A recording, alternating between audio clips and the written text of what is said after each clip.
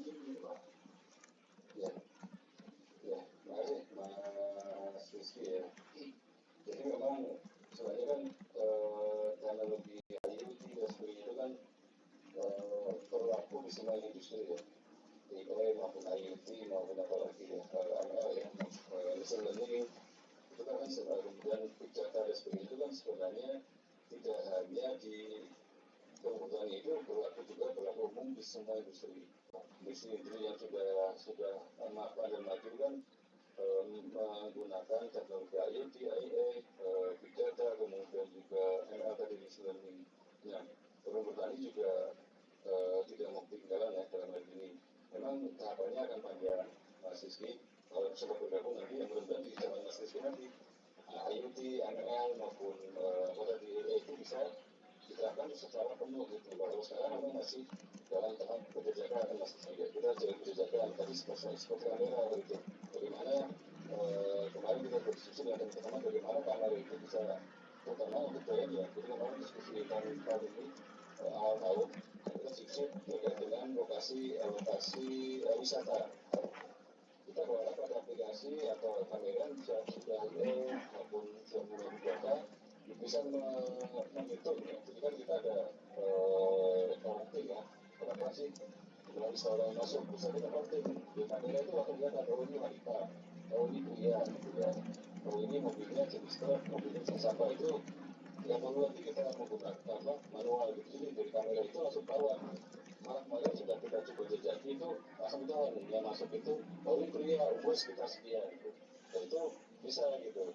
Ini apa namanya teknologi seperti yang sudah kita dalami apakah itu worth it ya kita terapkan dan karena kita harus berhitung juga Mas Rizky ya. Kita melakukan teknologi itu harus kita hitung juga. Jadi ROI-nya ya apa namanya bagaimana kalau kita terapkan kita bisa mendapatkan itu tapi ya nggak terlalu mahal jadinya. Jadi kalau orang ekonomi kan sebagai portfolio apa sih? Jadi kita invest misalnya 100 juta. Ini kira-kira bisa kembali ke 100 juta dengan teknologi ini dengan jumlah wisatawan. Kita invest 100 juta jumlah wisatawannya sehari cuma bisa menghasilkan 1 juta sehari. Berarti kita butuh 100 hari untuk dapat 1 juta. Itu baru dari sisi pendapatan. Tapi kan bukan keuntungan. Keuntungan berapa? Keuntungan ternyata cuma anggaplah keuntungannya 20%. Jadi kita butuh waktu sekitar berapa dari 5 tahun baru kita berkomitmen seperti itu harus dibentukkan. Itu Mas Rizky. Itu jadi tidak hanya menurut teknologi itu bisa kita pakai, kita juga bisa kita juga melakukan proses apa ya identifikasi bahwa ini bisa diterapkan seperti ini boleh diterapkan karena memang teknologinya masih terlalu mahal gitu. Secara kita terintegrasi terlalu mahal itu kan akan tidak setuju atau tidak sih pasti seperti itu. Ini memang menjadi bagian dari diskusi kami. Itu Mas Rizky. Apakah itu memang sangat baik, sangat bagus untuk perusahaan. Tapi tadi kita akan mencoba mengembang apa ya? Kalau orang itu bilang harmonisasi lah ya, harmonisasi. Kita punya keinginan tinggi, tapi di sisi lain secara perhitungan biologi dan sebagainya itu tidak sesuai nih.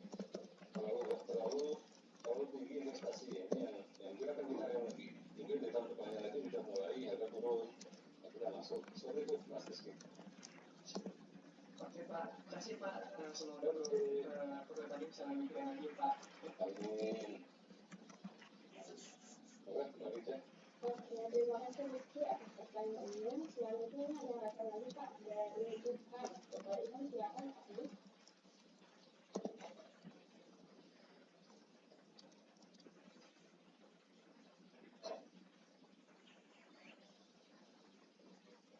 Halo, assalamualaikum. Apakah suara saya terdengar? Waalaikumsalam. Monggo Mas Ilham ya. Baik, terima kasih sebelumnya Pak atas materinya. Nah, sebelumnya kan berdasarkan visi misi dari digital perhutani itu tadi dikatakan bahwa pengelolaan hutan yang sustainable. Nah, tentunya kan penebangan hutan ataupun pembakaran hutan secara ilegal untuk membuka lahan ataupun tempat taman wisata yang tanpa izin itu menjadi tantangan tersendiri gitu untuk mewujudkan visi-visi tersebut. Nah, tadi bisa terlihat ada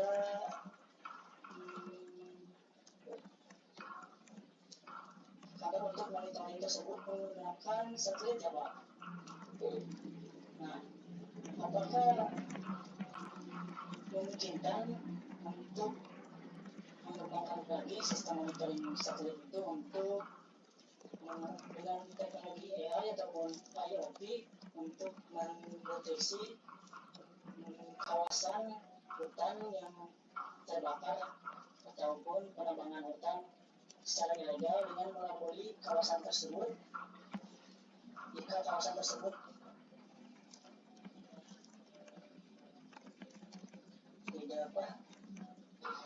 jika kawasan tersebut tidak terdaftar sebagai kawasan yang diberikan izin untuk kegiatan, bisa diindikasikan sebagai kegiatan yang ilegal. Apakah hal tersebut bisa dikembangkan Pak?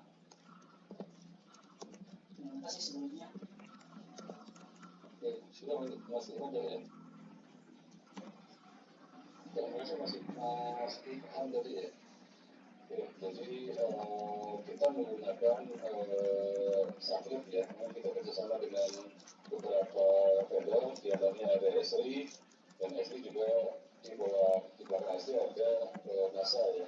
Kita punya satelit NASA yang bisa memberikan info, jadi satelitnya ini PLS sama satu lagi saya lupa nih, ada dua satelit yang NASA itu, jadi ada dua satelit yang bisa memberikan informasi titik api.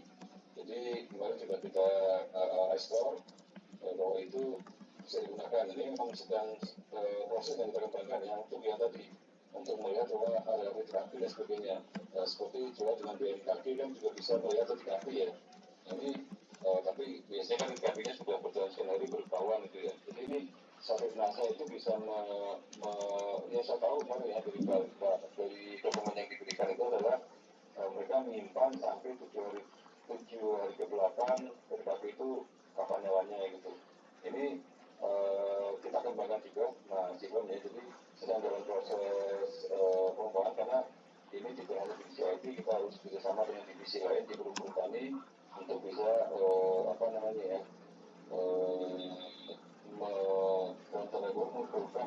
mengumpulkan program ini, karena kita bisa memantau nih di suatu daerah ada titik api, ada titik api di sini. Kemudian kita punya peta, jadi titik api itu kita gabungkan dengan peta kita. Jadi dengan peta kita yang peta-peta itu kita punya peta, peta-peta kawasan Perhutani. Kita punya peta tahu ketika ini kita tidak dalam peta gitu. Nanti berarti apa yang kita lakukan? Mungkin kita tetap melaporkan itu, dan kita juga melaporkan ke teman-teman kita di lapangan bahwa ada titik api di sekitar peta itu. Nah, mungkin masih jauh, mungkin masih sekitar 2 kilo dari kawasan hutan, tapi kita harus bisa menyampaikan ke teman-teman di di polisi hutan itu akan ada ada temuan di sekitar itu, jadi berpotensi untuk merembet ke lokasi Perhutani. Kalau tentu kita ternyata pas kita layering ke tempat kita ada di kawasan Perhutani, kita langsung melakukan tindakan, kita laporkan ke teman di kawasan, kita melaporkan ke teman-teman di daerah untuk segera melakukan proses pengamanan di sebuah kantor atau kebakaran itu besar sebelumnya ada penanganan khusus ya. Itu masih apakah sistem makanan yang selalu dikembangkan, kita juga melakukan itu. Jadi saat ini kita bersama dengan vendor yang punya akses ke satelit, dan kita mengharapkan informasinya itu untuk kebutuhan di Perhutani. Di samping itu kita juga punya drone ya yang bisa kita terbangkan untuk melihat lokasi-lokasi tempat kita gitu, di beberapa kantor kita di daerah sudah tersedia drone yang bisa diterbangkan untuk bisa memotret ya, minimal memotret. Jadi kita terbangkan memotret tuh dari situ bakalan kita foto di sana, balik setelahnya itu bisa kita analisa, itu bisa dilakukan proses-proses tindakan berikutnya. Mungkin untuk menghasilkan. Iya, baik Pak, terima kasih jawabannya. Semoga pengembangannya berhasil. Kami doakan masukan. Ini ada Mbak Tasita nih, yang dibantu juga ini. Oke, baik, terima kasih kepada Ibu atas pertanyaannya. Selanjutnya ada yang hashtag untuk maju pertanyaan. Sambil mendengarkan ada pertanyaan dari Pak dari Sudut Abdul Jabbar. Dia ingin bertanya, tadi sempat dikatakan bahwa aplikasi mobile ini masih dalam tahap penempatan di bagian keamanan. Tetapi dikatakan juga bahwa sedang difokuskan di bidang AI. Jadi akan lebih diutamakan para melihat jika keamanannya masih rentan. Maka akan semakin rawan